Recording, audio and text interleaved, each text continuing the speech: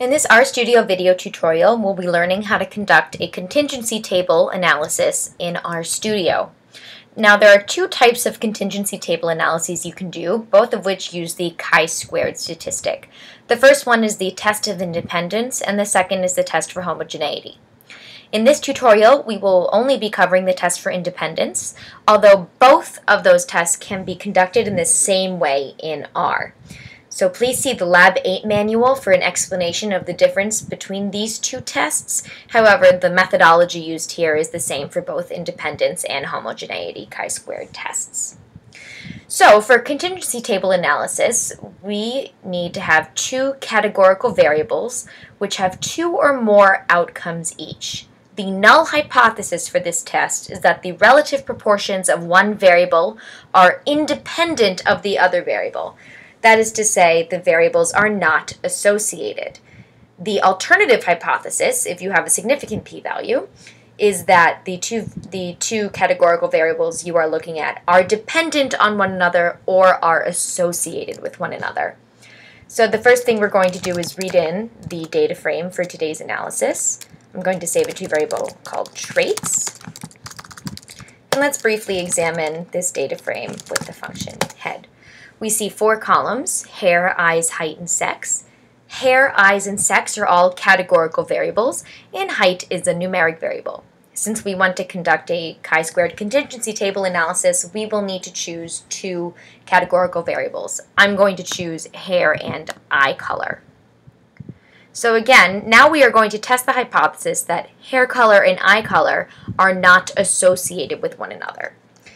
The first thing we need to do is make a contingency table. We can do this with the table function. And all we need to do is provide it with the two vectors we would like to make the table from.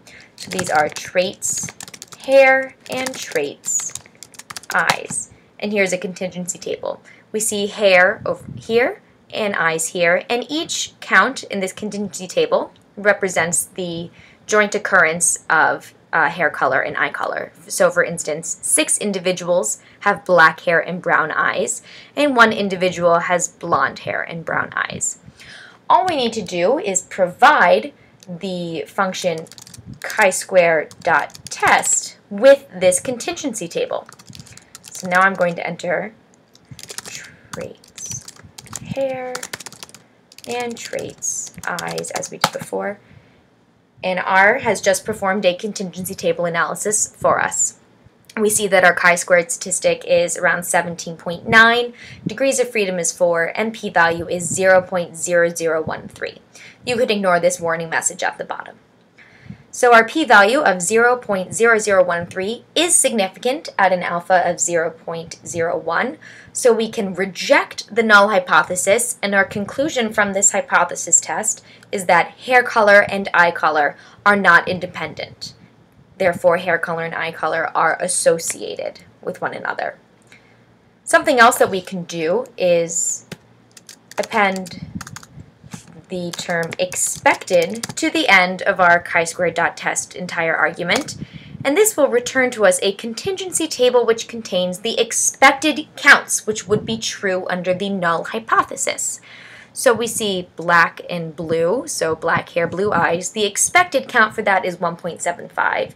We actually had 0. The expected count for blonde hair, blue eyes is 3, but here the observed is 6. So this does indicate to us that, yes, our chi-squared analysis seems to have been correct. These values do seem fairly different between the expected and the observed contingency tables. Alternatively, I could have saved table to its own variable, such as tab.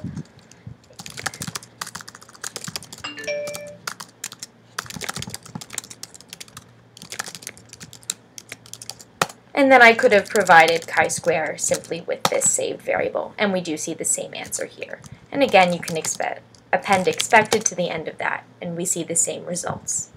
And this concludes our discussion of how to conduct a chi-square test of independence in R.